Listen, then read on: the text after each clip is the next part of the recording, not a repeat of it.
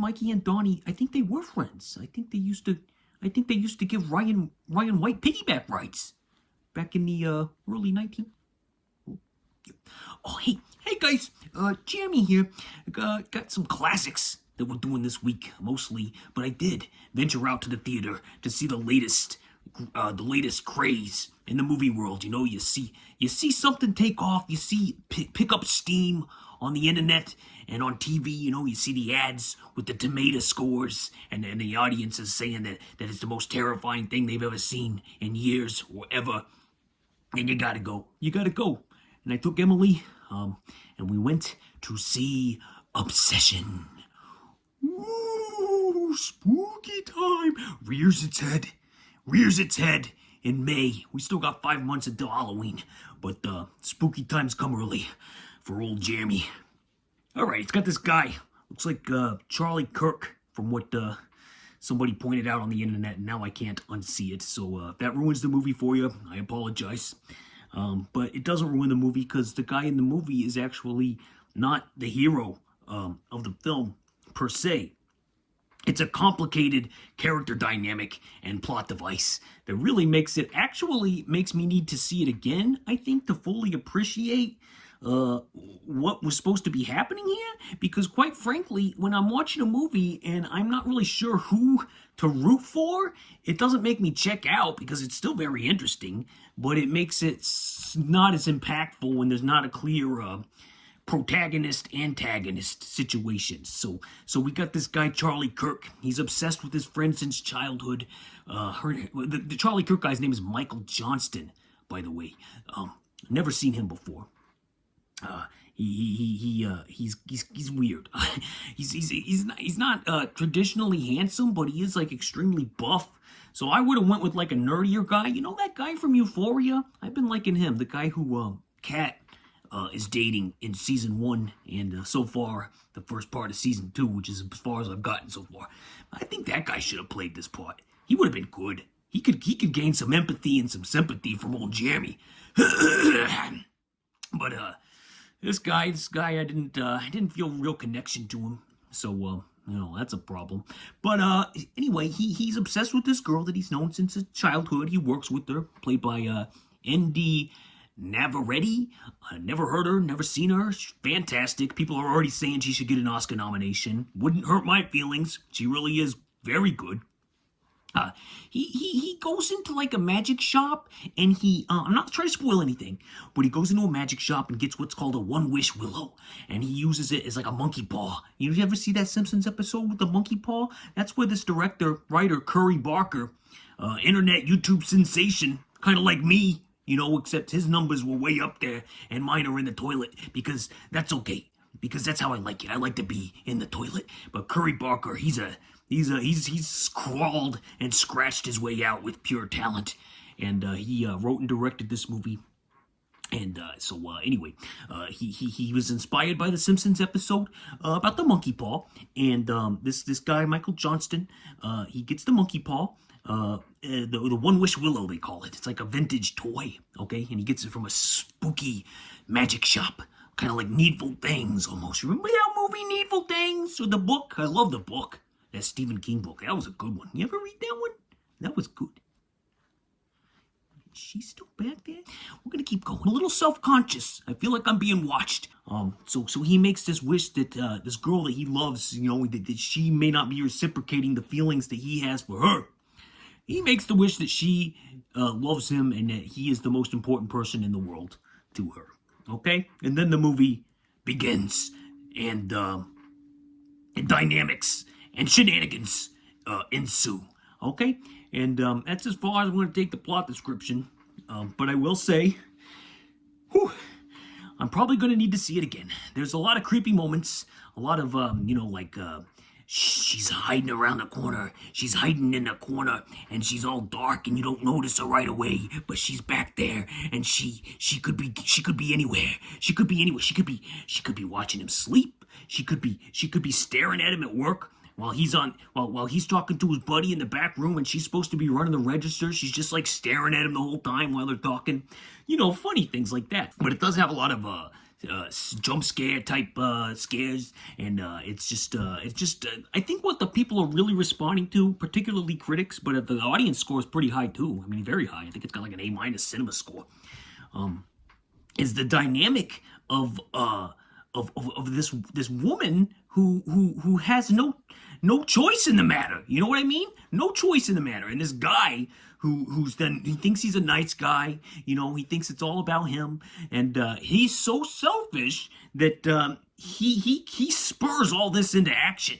So you know who you want to root for, but the movie makes it hard at the same time because of some of the stuff that's happening to know who to root for in this particular scenario. So it does create a conundrum of sorts in the old noggin here. So I don't know. I need to see it again before I can fully decide if it goes up or if it goes down in the old thumb standings. So right now, I got it sitting. By the way, Andy Richter is in this. Excuse me. I got it sitting at 3 thumbs on Letterboxd, and it's 3 out of 5 thumbs.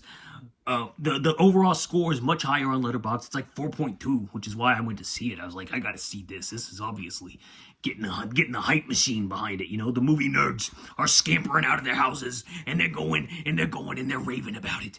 But I'm going to need another viewing before I decide to jump on that bandwagon, or before I decide to jump off entirely. I will say that Curry Barker, whatever his name is, he's a very inventive filmmaker. He did this for under $1 million, okay? And it looks great. The acting is great. The story is very, very creative. I just need to watch it again with the dynamics straightened out, I guess, in my brain. And, oh, sorry about that. We still going? Yeah, we're still going. Yeah, I just need to watch it again with the dynamic straightened in my brain, and we'll see if it goes up or down. Am I repeating myself? Okay, let's go to the next one. And for the classic this week, I could not find anything from 2006 that came out this month that I actually want to watch. So I do have some movies around that area that I'll probably watch this week. But we're gonna go ahead and go back to the classics. All right. So last night, instead of watching the 2006 movie, I watched the 1978 Last Day of School classic, because a lot of the kiddos are having the last day. I watched Grease. You ever see this movie, Grease? You ever hear of it? It's like a musical that came out in 1978, right after John Travolta had done Welcome Back, Kotter and Carrie, and might have been in the middle of Welcome Back, Kotter. He did Saturday Night Fever, which he was nominated for Best Actor for, and then he followed it up with Grease. One of the best 1-2 punches that an actor has ever done. It shot him into the stratosphere of superstardom, where the late 70s, John Travolta was the guy. Move over, Burt Reynolds, with your hairy chest and your mustache and your Smokey and the Bandit hat. There's a new sheriff in town, and he's a youngin', and he goes by the name of John Travolta, and he's got a cleft chin, and he's got a Brooklyn accent of some sort, and he is a great leading man, okay? And the thing I love about Grease, like, it's kind of a cheesy movie, and it's kind of like, but it's funny, and, everybody's seen it. I don't need it. T-Birds, Pink Ladies, all of it. The songs, that's what I love about Grease. The vibe, the 50s vibe, and the songs. Now, I'm not normally a fan of this kind of musical, where people just break into song out of nowhere, but I've seen it so many times, and I grew up with it, that the songs are just ingrained and etched in my brain, and just as goofy as the characters act when they're not in song, it works with how they act in song, so it's not like jarring or anything. So I just think it's a great musical. That's all there is to it. It's a great musical. It's one of the best, one of my favorites, and it is cheesy. It doesn't play as well to a 9-year-old, because I had Lucy watch it, and it was probably inappropriate for her at times, but she wasn't getting all the nuance of the story, so she was kind of bored. And but she did like the musical numbers, and I think.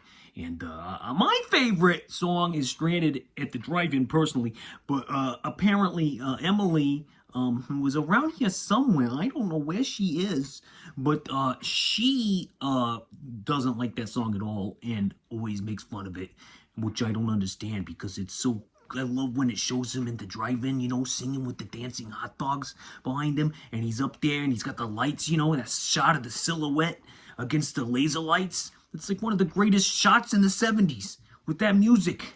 I love it. But she hates it, Emily.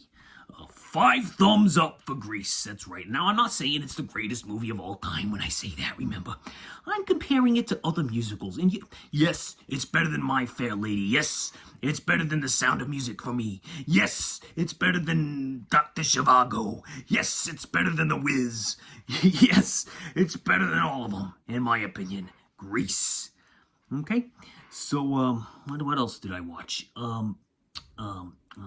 Big Wednesday. That came out the same year as Grease. This is a surfing film from John Milius.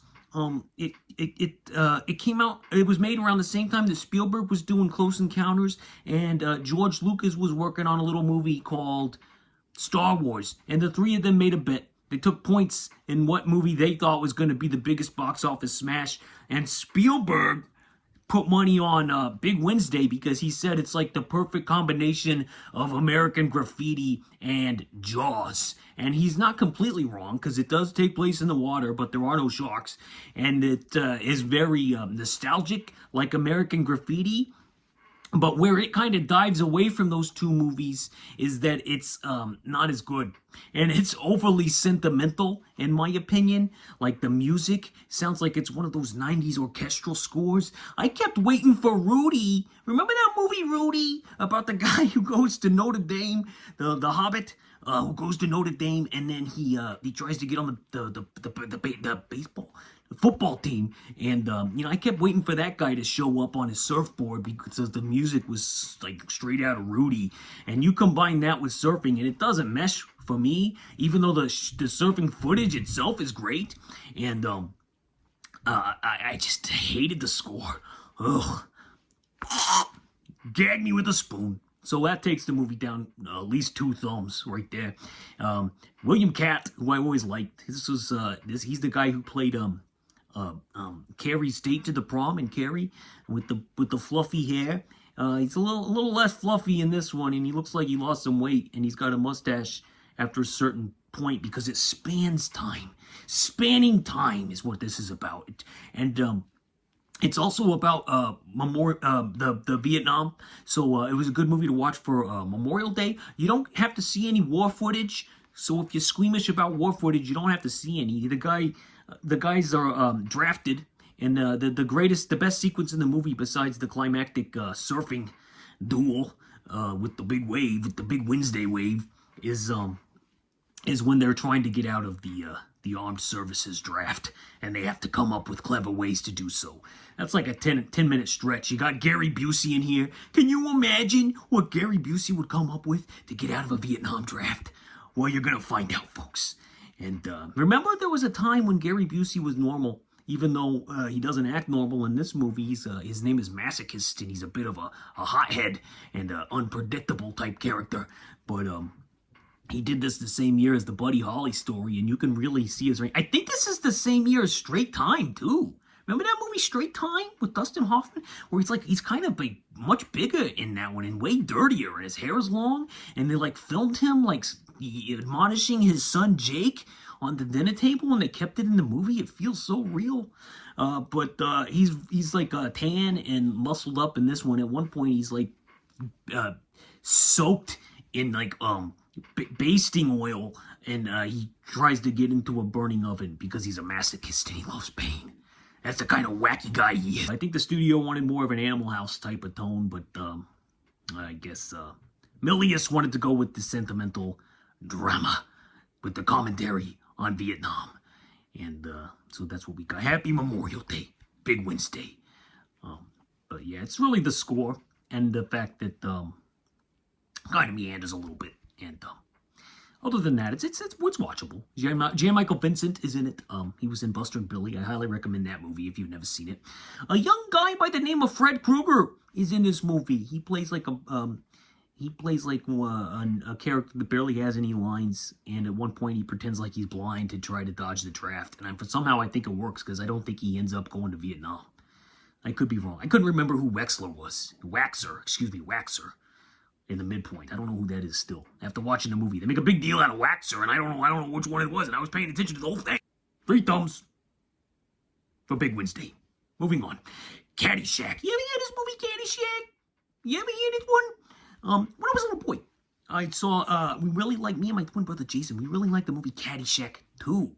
That's the first one we saw. Caddyshack 2. It had a gopher in it. He danced around. He even talked in that one, I think. He's like, he had some lines. I think he's like, oh, meatball. I don't remember what he said, but he had some lines. He sounded like that. He kind of does that in this one too, but he's like darker. It's like it's a darker version. Even though I think this gopher character caused Doug Kenny to kill himself when he saw the film. And I'm not trying to make light of it. I'm just stating a fact. Doug Kenny saw Caddyshack. He thought they butchered it. He hated the gopher, and then he died mysteriously in Hawaii or something. And Chevy Chase was there, and he left too early, and he kicked himself for the rest of his life, which is still ongoing. But what a theme song, huh? You got Kenny Loggins in there. I'm all right. You know what though? If I'm being honest, I like the song. Okay, I like the song. I'm not saying anything bad against it. But the song that's at the beginning of Caddyshack 2, that just gets me thumping more than this one does. With Jonathan Silverman running around, trying to get a soda for Buffy or Muffy or whatever her name is. Why am I reviewing Caddyshack 2? I didn't watch that one. Because everybody's seen Caddyshack, and I got nothing else to add, that's why. But if you've seen Caddyshack 2, Rodney Dangerfield's not in it. And it's not very good, but it does have a gopher in it. Yeah. But Caddyshack, every time I watch it, I find something funnier than the time before. All right? One time it was Ted Knight, who was hitting it out of the park for me. The guy who runs the country club. This time, one time it was his nephew Spaulding. I thought he was hilarious. One time it was Bill Murray's brother, co-writer of the movie, Brian Doyle Murray, who's always telling people to pick things up off the ground. He's like, pick up that wrapper. Wipe that blood off the floor, or whatever he says. But this time, the funniest thing to me, it's never Rodney Dangerfield, by the way. I don't know. I just don't find him that funny in this movie. I find him kind of, as the kids would say, sometimes he's a little cringe. But he works for the movie because that's the guy who shows up and annoys everybody, and he's doing a great job. And he does have some funny lines.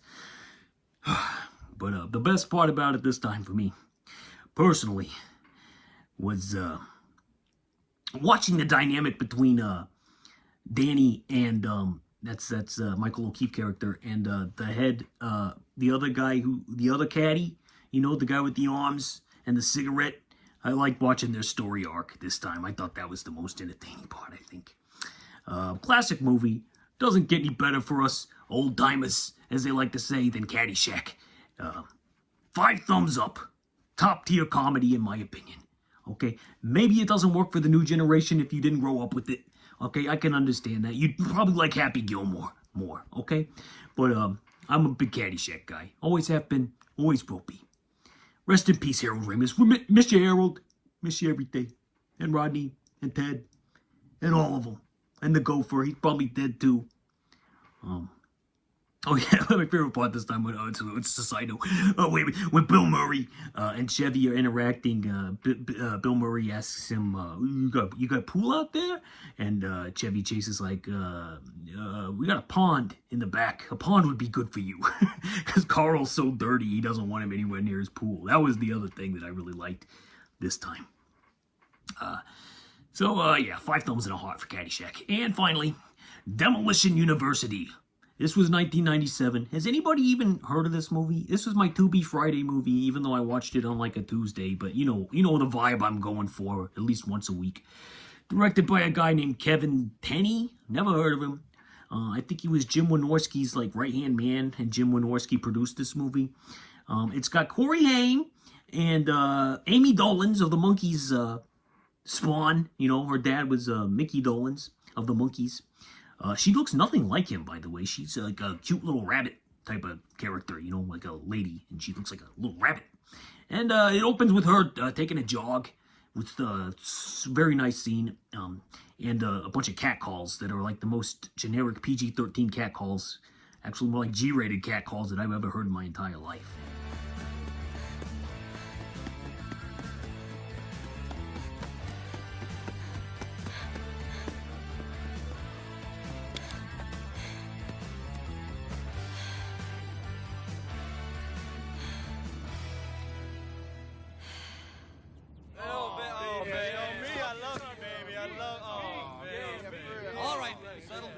This is a sequel to Demolition High, and Corey Haim apparently played this character before. I haven't seen that one. I hear it's better.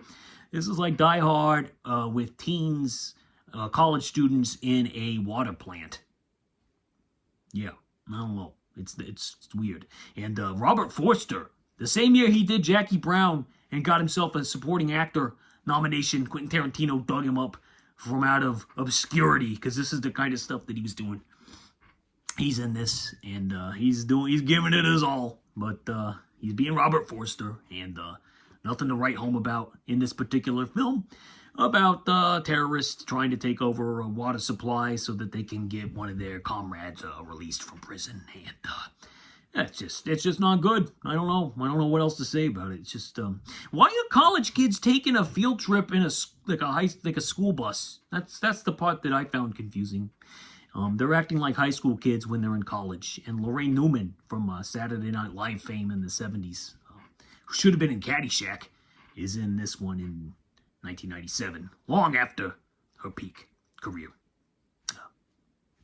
B movie to the max. One thumb up. Demolition University.